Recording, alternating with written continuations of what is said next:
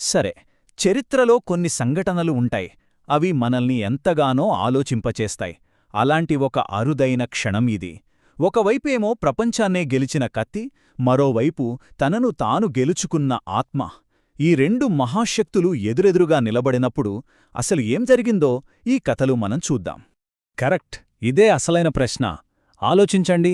ఒకవైపు బాహ్య ప్రపంచాన్ని తన గుప్పిట్లో పెట్టుకున్న శక్తి, మరోవైపు తన అంతరంగాన్ని పూర్తిగా జయించిన జ్ఞానం. ఈ రెండింటి మధ్య జరిగిన ఈ ఘర్షణ ఎలాంటి సత్యాన్ని బయటపెట్టిందో మనం తెలుసుకుందాం. ఓకే, మరి ఈ కథ ఎక్కడ మొదలైంది? అసలు ఈ సంఘటనకు నేపథ్యమేంటి? ప్రపంచ విజేత అయిన అలెగ్జాండర్కు భారతదేశంలో ఏం పని? కేవలం రాజ్యాలను జయించడానికే వచ్చాడా, లేక ఆయన వెతుకుతున్నది ఇంకేదైనానా? అది క్రీస్తుపూర్వం 326వ సంవత్సరమనమాట. అలెగ్జాండర్ తన సైన్యంతో భారతదేశంలో ఉన్నాడు.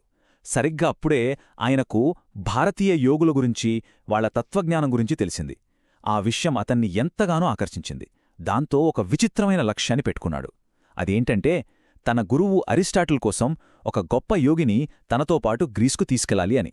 గ్రీకులి భారతీయ సాధువుల్ని ఒక విచిత్రమైన పేరుతో పిలిచేవాళ్లు.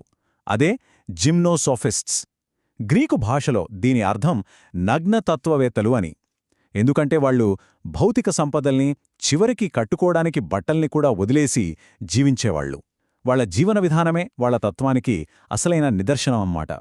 ఇక్కడి నుంచే అస్సలు కథ మొదలవుతుంది. అలెగ్జాండర్ తన సైనికాధికారిని ఆ యోగి దగ్గరికి పంపినప్పుడు రెండు ప్రపంచాలు, అంటే ప్రాపంచిక అధికారం, ఆధ్యాత్మిక శాంతి ముఖాముఖి ఢీకొన్నాయి. వాళ్ల మధ్య సంభాషణ ఎలా సాగిందో చూద్దామా? ఒక్కసారి ఆ సీన్ ఊహించుకోండి. దట్టమైన అడవి, పూర్తి ప్రశాంతత. అక్కడ ఒక సాధువు గాఢమైన ధ్యానంలో ఉన్నాడు. ఇంతలో గర్వంతో, అధికార దర్పంతో అలెగ్జాండర్ సైనికాధికారి అక్కడికొచ్చాడు. చూడండి, ఈ ఇద్దరి మధ్య తేడా ఎంత స్పష్టంగా ఉందో. అధికారి ఒకవైపు డబ్బుని, అధికారాన్ని ఎరగా చూపిస్తున్నాడు, మరోవైపు ప్రాణభయం పెడుతున్నాడు. కాని ఆ సాధువుకు ఆ రెండూ అస్సలు లెక్కేలేదు. ఆయనకు సంపదతో పనిలేదు, మరణమంటే భయం లేదు. రెండూ పూర్తిగా వేర్వేరు ప్రపంచాలు కదా.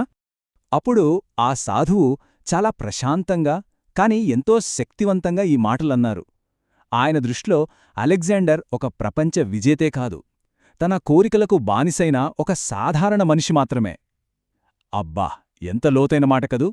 సహజంగానే ఈ మాటలు విన్న అధికారికి ఒళ్ళు మండిపోయింది. కథ ఇప్పుడు అసలైన తాత్విక మలుపు తీసుకుంటుంది. అసలా సాధువుకు అంత ధైర్యం, ఆ నిర్భయత్వం ఎక్కడ్నుంచొచ్చింది? ఇక ఉద్రిక్తత తారాస్థాయికి చేరింది.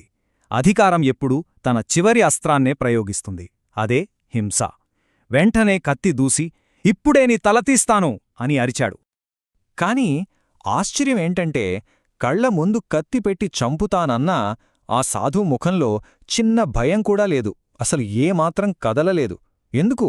ఆయన ధైర్యానికి అసలు కారణమేంటి? ఆ ప్రశ్నకు సమాధానం ఇక్కడుంది. ఆయన చెప్పిన మాటల్లో గీతాసారం దాగి ఉంది. నువ్వు నరకగలిగేది నా శరీరాన్ని మాత్రమే.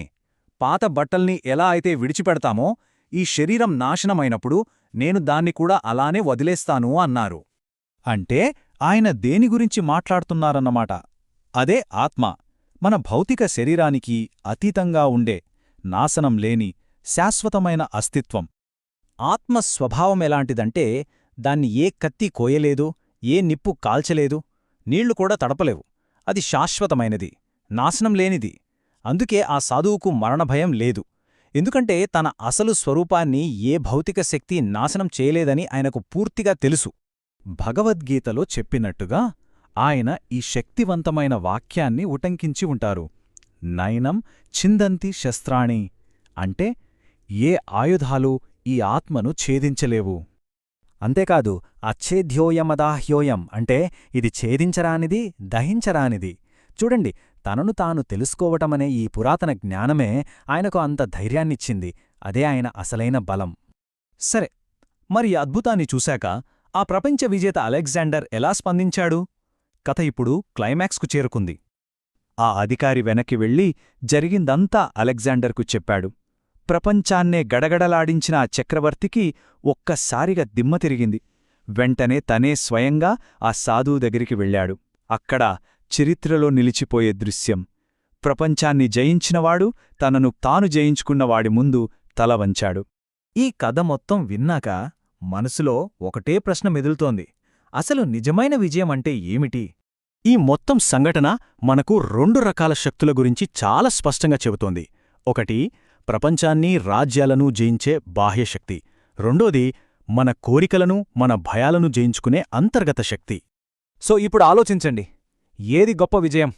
ప్రపంచాన్ని మన పాదాక్రాంతం చేసుకోవడమా, లేక మనల్ని మనం గెలుచుకోవడమా? ఈ పురాతన భారతీయ కథ ఈ శక్తివంతమైన ప్రశ్నతో మనల్ని ఇప్పటికీ ఆలోచింపజేస్తూనే ఉంది.